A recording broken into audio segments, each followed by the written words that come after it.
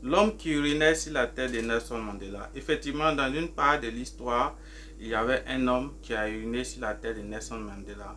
Et c'est ce que nous raconte ce court récit raconté par la personne même concernée qui est l'ex-président Nelson Mandela de l'Afrique du Sud. Sans plus tarder, on se retrouve après le jingle.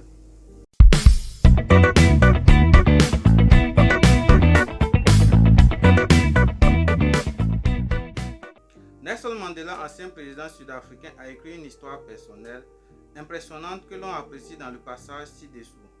Après être devenu président, j'ai demandé un jour à certains membres de ma protection rapprochée de se promener avec moi en ville pour déjeuner dans un restaurant. Nous nous sommes assis dans l'un des restaurants du centre-ville et nous avons tous demandé de la nourriture. Après un moment, le serveur nous a apporté nos commandes et j'ai remarqué qu'il y avait une personne assise devant ma table attendant de la nourriture. J'ai alors dit à l'un des soldats: allez demander à cette personne de nous rejoindre avec son plat et de manger avec nous. Alors que j'ai commencé à manger, ses mains tremblaient constamment jusqu'à ce que chacun ait fini de manger et que l'homme s'en aille. Le soldat m'a dit: l'homme était apparemment très malade, ses mains tremblaient pendant qu'il mangeait. Non, pas du tout, répondis-je. Cet homme était le gardien de la prison où j'étais emprisonné. Souvent après la torture à laquelle j'étais soumis, je criais et demandais un peu d'eau. Ce même homme venait à chaque fois et urinait sur ma tête à la place. Je l'ai donc trouvé effrayé et tremblant, m'attendant à ce que je lui rende pareil comportement, du moins de la même manière, soit en le torturant, soit en l'emprisonnant, car je suis maintenant le président de l'État d'Afrique du Sud. Mais ce n'est pas mon caractère, ni une partie de mon éthique. La mentalité de représailles détruit des États, tandis que la mentalité de tolérance construit les nations. Que Dieu nous donne d'être des personnes qui rendent le mal par le bien et ayant des valeurs qui font grandir les hommes et évoluer la société. La question que je vous pose: qu'auriez-vous fait à la place de Nelson Mandela? Vous êtes assis dans un restaurant et l'homme qui vous maltraitait, qui pissait sur vous, est assis juste là et vous êtes président des États-Unis. Il y a une autre anecdote. Il y a 2000 ans de cela, il y a un homme qui était crucifié sur la croix. Et lors de son agonie, il a demandé à boire. Les soldats romains ont épongé de la vinaigre et lui ont donné à boire de la vinaigre. En lieu place, il a demandé en priant qu'il soit béni. Ce genre d'histoire-là, chacun peut en raconter une vécue ou une qui lui a été racontée. Il y a une autre histoire encore. Lors d'un culte, le pasteur a dit, il racontait son histoire. À un moment de sa vie, il allait vivre avec sa mère et sa mère le maltraitait de telle sorte même qu'il se demandait si c'était sa propre mère. Étant un enfant conçu d'un autre mariage, elle ne le désirait pas.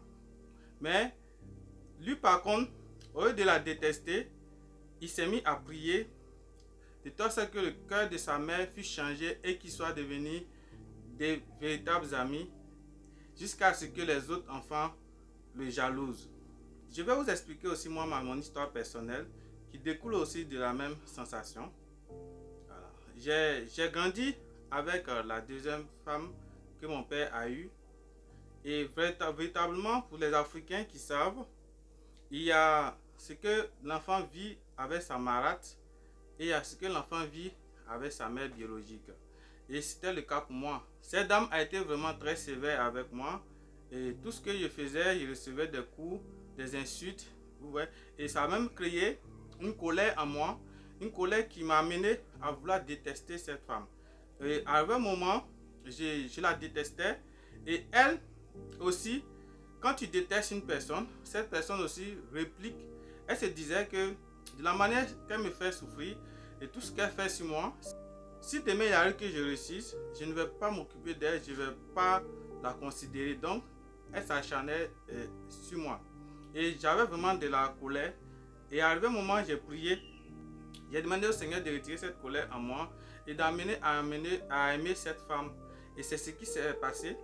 Quand j'ai eu mon concours de médecine et que j'ai eu ma première bourse, pour vraiment matérialiser cette joie en moi, j'ai acheté une tablette un peu comme celle-ci, une tablette que je lui ai offert.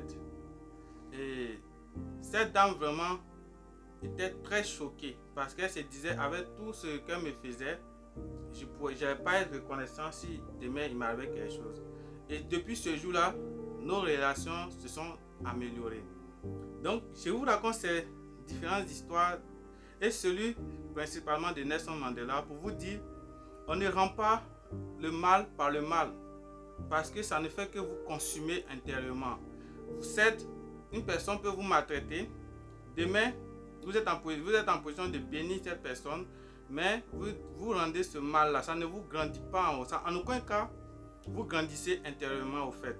Vous ne faites que vous assombrir. La personne peut évoluer de son côté, mais vous, si vous n'arrivez pas à pardonner la personne qui vous a fait du mal, vous n'arriverez pas à avancer dans la vie. Et il n'y a rien de mieux de se sentir vraiment en paix à l'intérieur en pardonnant la personne qui vous a fait le pire. Il n'y a pas vraiment d'offense qu'on ne peut pardonner.